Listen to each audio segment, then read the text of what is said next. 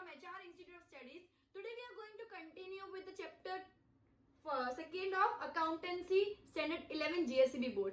Okay, अब chapter second क्या बोलता है कि अपन को कौन सी चीजें किधर इफेक्ट देनी, ड्यूअल इफेक्ट के बारे में अपन ये पूरा चैप्टर पढ़ रहे हैं. मैंने 6th इलस्ट्रेशन तक करवा दिया है, 5th इलस्ट्रेशन तक ऑलरेडी करवा दिया, जिसके अंदर अपन को रियल पर्सनल एंड नॉमिनल के अंदर बाइफर्गेट करनी है चीजें.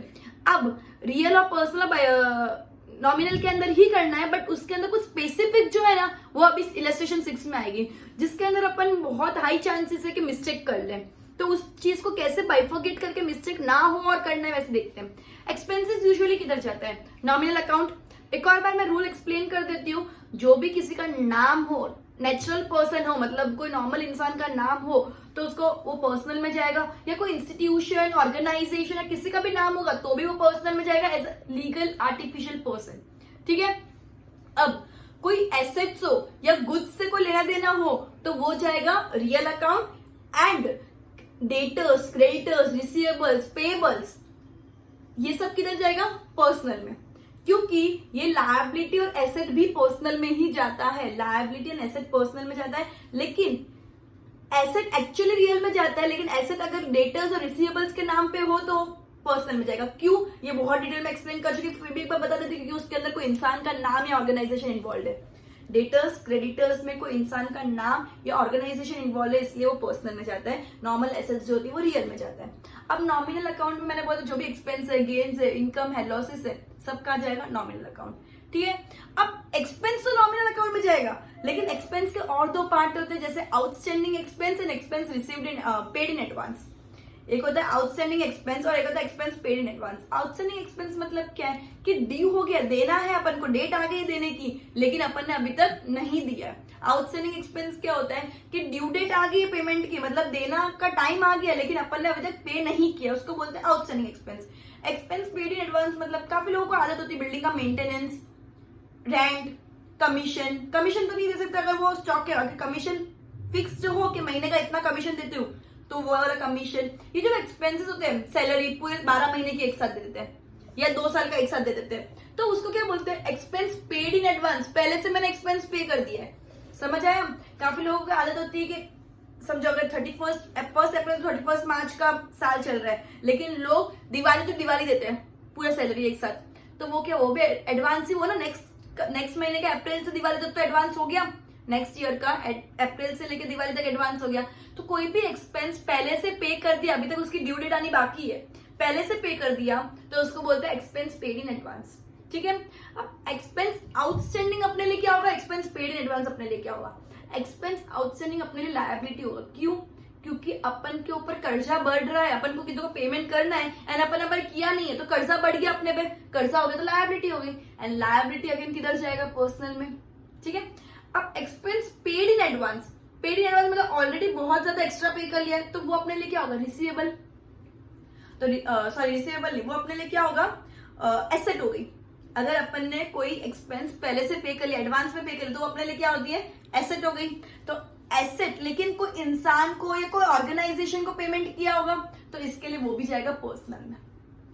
Again expense paid in advance भी कोई इंसान या ऑर्गेनाइजेशन को किया होगा तो इसलिए वो भी जाएगा पर्सनल में. सिर्फ नॉर्मल एक्सपेंस जो होगा, सिर्फ एक्सपेंस का अगर नाम लिखा है तो वो जाएगा नॉमिनल, लेकिन एक्सपेंस के अगर आगे सफिक्स में आउटस्टैंडिंग या पेड इन एडवांस आया तो फिर वो जाएगा पर्सनल में. इतना क्लियर हो गया? इसमें किधर भी कंफ्यूज नहीं होना है. एक्सपेंस का नाम दिया नॉमिनल, एक्सपेंस के आगे सफिक्स लगा आउटस्टैंडिंग या पेड इन एडवांस तो जाएगा पर्सनल में. इधर तक क्लियर है? पूरा इलस्ट्रेशन इसके ऊपर ही बेस्ड है. अपन इलस्ट्रेशन शुरू करते हैं. ओके.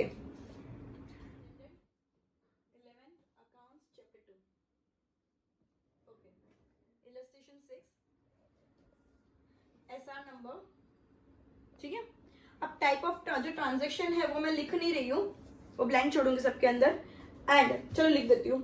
टाइप ऑफ अकाउंट मतलब पर्सनल, रियल, नॉमिनल वाला. ठीक है. अब तुम लोग को ट्रांजेक्शन ऑलरेडी दिया होगा.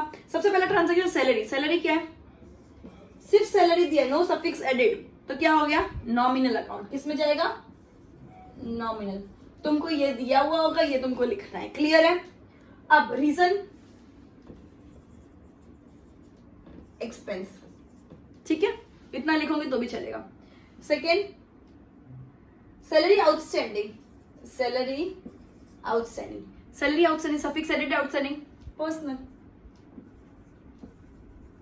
ओके, पर्सनल में आउटस्टैंडिंग क्या होती है? लायबिलिटी, लिखो लायबिलिटी। क्लियर है?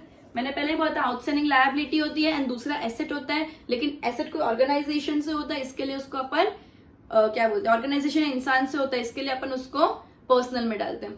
थर्ड, अब पर्सनल में ऐसे कौन कौन से एसेट हैं जो डालते हैं? Debtors and bills receivable, right? तो डेटर्स एंड बिल्स रिसीवेबल है क्या? रिसीवेबल्स हैं, तो इसको भी अपन रिसीवेबल्स ही लिखेंगे रीजन में। क्लियर है?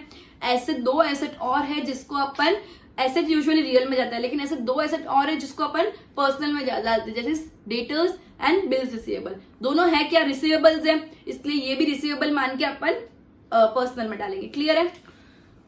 Salary paid in advance, personal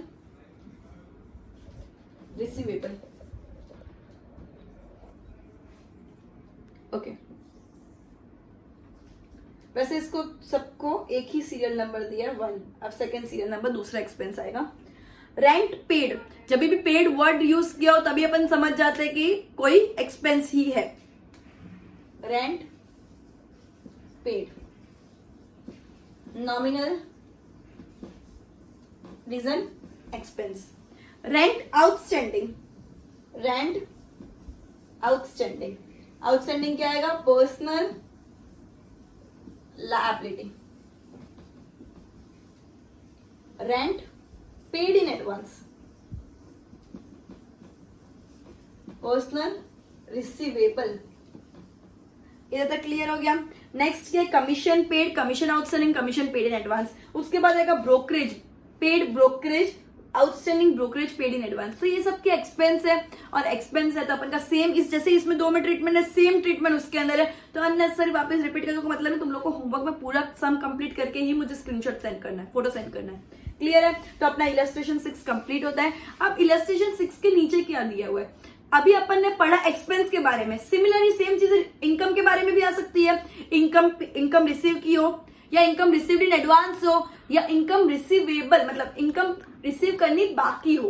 clear है? इनकम रिसीव हो, इनकम रिसीव्ड इन एडवांस हो, मतलब इनकम रिसीव्ड इन एडवांस मतलब जैसे अपन ने उसके अंदर एक्सपेंस पेड इन एडवांस है ना, वैसे इनकम मतलब ऑलरेडी इनकम रिसीव कर लिए।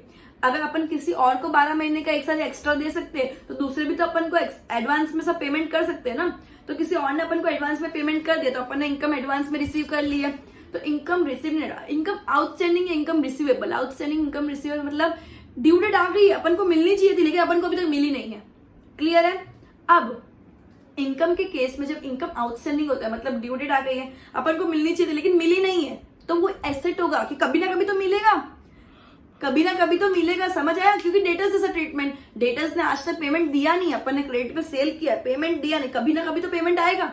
वैसे जैसा ट्रीटमेंट होगा इनकम आउटस्टैंडिंग का, कि अभी ड्यू डेट आ चुकी है, मिला नहीं, लेकिन कभी ना कभी तो आएगा, तो उसका ट्रीटमेंट सेम डेटर जैसा, मतलब उसको रिसीवेबल मानेंगे एंड उसको एसेट मतलब उसको पर्सनल में डाल देंगे। क्लियर है? अब इनकम रिसीव्ड इन एडवांस, अभी अपन ने इनकम आउटस्टैंडिंग पढ़ लिया, इनकम जाएगा नॉमिनल में, इनकम आउटस्टैंडिंग जाएगा एसेट की तरह मान के, उसको डेटर जैसा ट्रीटमेंट देके उसको पर्सनल में डालेंगे। लेकिन इनकम रिसीव्ड इन एडवांस वो क्या होगा? लायबिलिटी, तो वो भी पर्सनल में चला जाएगा।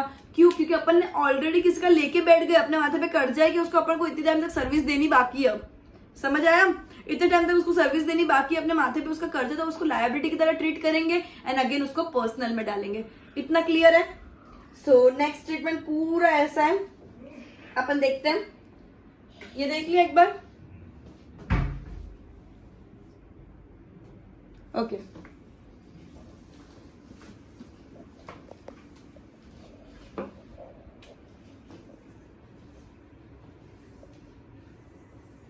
ओके, फर्स्ट क्या है?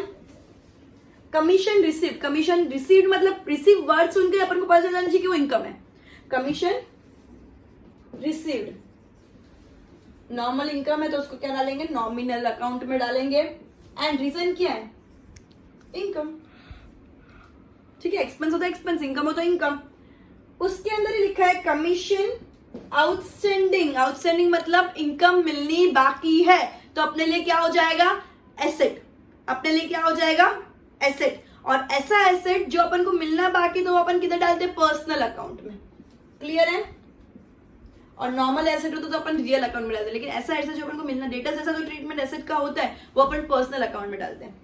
तो ये क्या हो गया, रिसीवेबल, क्या हो गया, रिसीवेबल। जितने भी रिसीवेबल्स हैं सब एसेट में जाएंगे, क्लियर है। अब commission received in advance, advance में कमीशन रिसीव हो गया है तो भी पर्सनल में जाएगा, एंड क्या माना जाएगा, लायबिलिटी। अभी तक कर्जा है, सर्विस पे नहीं की, उससे पहले पेमेंट मिल गया, अभी तो सर्विस पे करनी है इतने टाइम तक, क्लियर है, एकदम क्लियर है। Next, brokerage. ब्रोकरेज मतलब होता क्या है, दलाली। ब्रोकरेज मतलब क्या होता है, अपन बोलते हैं दलाली, दलाली का काम करते हैं दो लोगों के बीच में, ब्रोकरेज। तो ब्रोकरेज मतलब क्या, मुझे इस पार्टी से भी मिलेगा, मैं जिसको दे रहा हूं उस पार्टी से भी मुझे ब्रोकरेज मिलेगा, ठीक है। या कोई समझो अगर कोई रेंट पे दुकान चढ़ानी है, अपन को थोड़ी ना पता, अपन डायरेक्ट ओनर्स को नहीं जानते होते हैं, तो अपन ब्रोकर्स को मिलते हैं, दलाल को मिलते हैं, और उसको क्या बोलते हैं कि तू मेरी दुकान रेंट पे चढ़ा देना। और जो कस्टमर जिनको एक्चुअली रेंट पे दुकान चाहिए, वो ब्रोकर उनसे भी मिलते हैं, ब्रोकर उनसे भी ब्रोकरेज लेते हैं, एंड जिसने दी है दुकान उनसे भी ब्रोकरेज लेते हैं, समझ आया, इसको बोलते हैं दलाली, ब्रोकरेज, क्लियर है। अब ब्रोकरेज नॉर्मली क्या है, रिसीव बोला है, रिसीव बोला हो तो क्या हो गया, इनकम, इनकम मतलब नॉमिनल इनकम, क्लियर है। अब ब्रोकरेज, ब्रोकरेज आउटस्टैंडिंग, आउटस्टैंडिंग मतलब पर्सनल हो गया, बिकॉज इनकम आउटस्टैंडिंग क्या होता है, पर्सनल। इनकम आउटस्टैंडिंग अपने लिए क्या होता है, एसेट। इनकम आउटस्टैंडिंग अपने लिए क्या होता है, ऐसा एसेट जो रिसीवेबल हो, तो अपन क्या लिखेंगे, receivable. And again brokerage received in advance, तो वो अपने लिए क्या हो गया, पर्सनल, एंड एडवांस में रिसीव कर दिया, सर्विस देनी बाकी, तो क्या हो गया, लायबिलिटी, लायबिलिटी, ठीक है। अगेन नेक्स्ट दो, dividend received and rent receive वाला सेम है। डिविडेंड मतलब क्या होता है, अपन ने किधर शेयर्स लिए, शेयर्स लिए तो शेयर्स पे जो प्रॉफिट मिलता है अपन को डिविडेंड के फॉर्म में आता है, उसको बोलते हैं डिविडेंड, तो वो अपने को मिलेगा ही, वो अपने लिए इनकम ही हुई, क्लियर है। ओके, तो ये रूल, ये टॉपिक अपना इधर ही कंप्लीट होता है। सो नेक्स्ट टॉपिक मैं नेक्स्ट टाइम शुरू करूंगी इलस्ट्रेशन 7 के साथ। Good bye everyone, will end this lecture by this topic and will continue with the next topic in the next lecture.